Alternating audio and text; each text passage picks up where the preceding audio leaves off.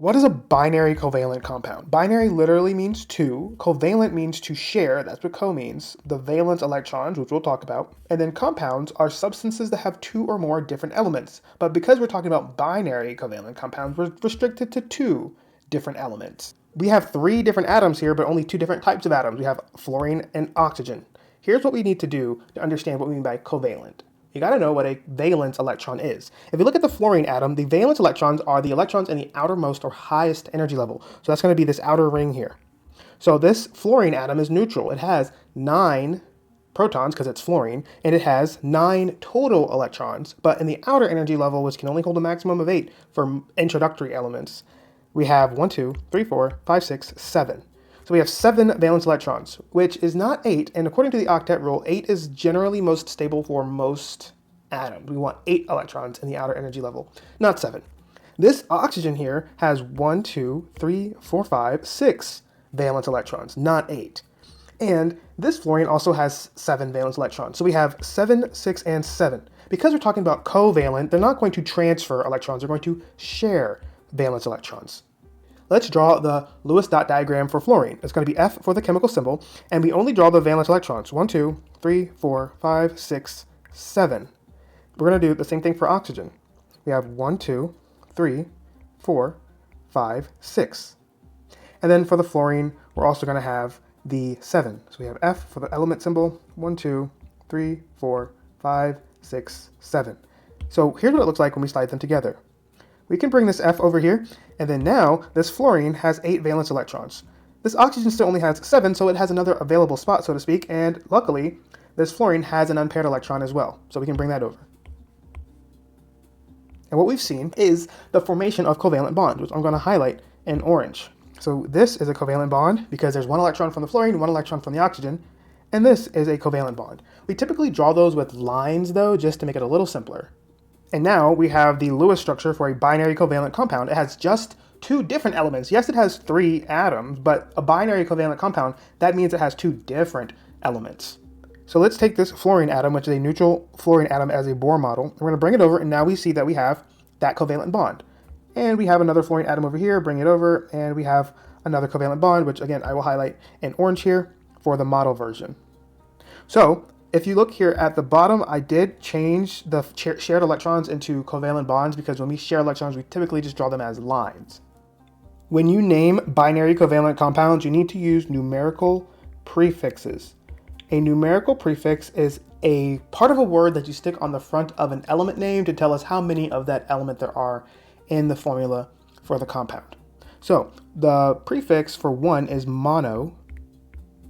The prefix for 2 is di. The prefix for 3 is tri, like a triangle. The prefix for 4 is tetra. The prefix for 5 is penta. The prefix for 6 is hexa, like a hexagon. The prefix for 7 is hepta. The prefix for 8 is octa. The prefix for 9 is nona. And the prefix for 10 is deca. A quick note about some of these final vowels here. Sometimes you'll have another vowel right after it and you don't want to double it or make it sound weird, so you drop that vowel if there's another one. For example, if you have 5 oxygen, you wouldn't say pentaoxide, you would just say pentoxide. And you wouldn't say monooxide or monoxide, you would just say monoxide because you already got an O. So if you add another O, it just sounds and looks a little weird. So no big deal there, you'll get the hang of it. When you're naming binary covalent compounds and you're using those numerical prefixes, you're going to be tempted to use mono initially. So notice how there's just 1 carbon in carbon dioxide, a familiar substance we exhale, trees inhale it, that kind of thing. So CO2, you don't put monocarbon, even though there is just 1 carbon. So many compounds start off with just 1 of the first element that if you were to alphabetize the list, it would be a humongous M section. Mono this, mono that. To avoid that, you do just put the name of the first element if there's only 1. So this is just going to be carbon. Now there are 2 oxygens, so you do need to denote that it's diox, and is it going to be dioxygen? All of these are going to end in ide, so it's going to be dioxide. Again, we have another carbon-based molecule, one that's a bit more harmful, and this is carbon, but it's not going to be just carbon dioxide or carbon oxygen. It would be carbon mono, but because we're going to have another O after it, we're just going to call it monoxide. So this is carbon monoxide, not monoxide. You don't want to put two O's here, just one O. Here we have another compound. This is a binary covalent compound, as they all are, but there are 4 atoms here. So a binary covalent compound has just 2 different elements. We have one of the nitrogens, so we can just put nitrogen. Now we do need to denote that there are 3 fluorine atoms. So we're going to put tri, and then we're going to put fluor. Not fluorine, but fluoride.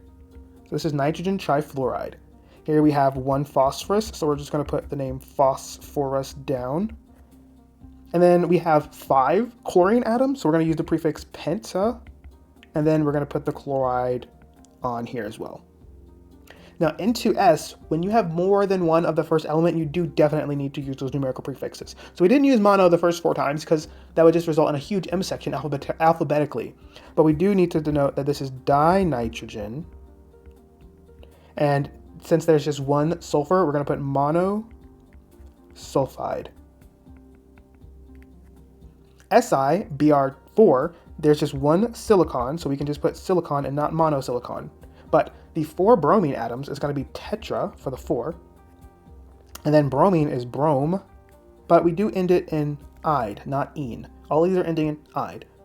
This is 1 sulfur, so we're going to put sulfur, not monosulfur. And we do need to say that there are 6 fluorine atoms, so it's going to be hexafluoride. Sulfur hexafluoride.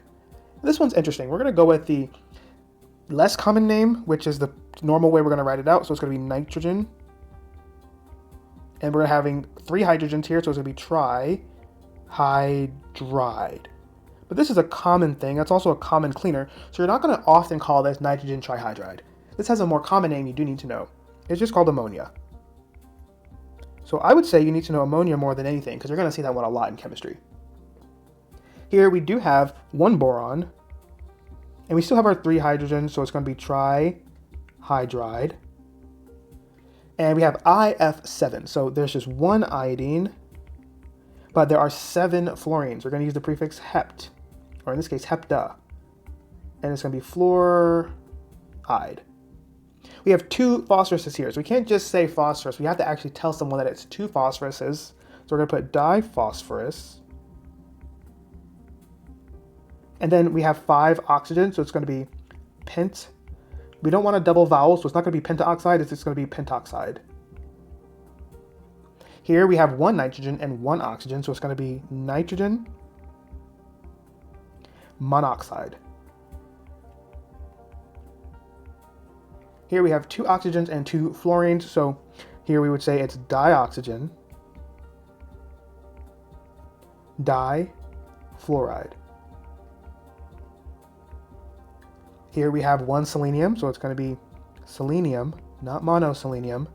But we do have 2 sulfurs, so we're going to say disulf, and again, like they all are, ide.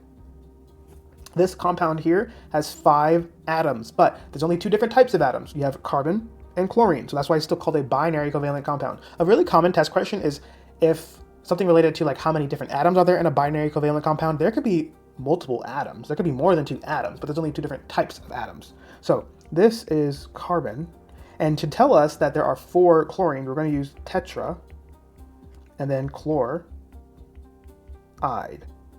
And then lastly, we have 2 nitrogens. This is going to be dinitrogen, and as you could expect, pentoxide. So that's how you name binary covalent compounds.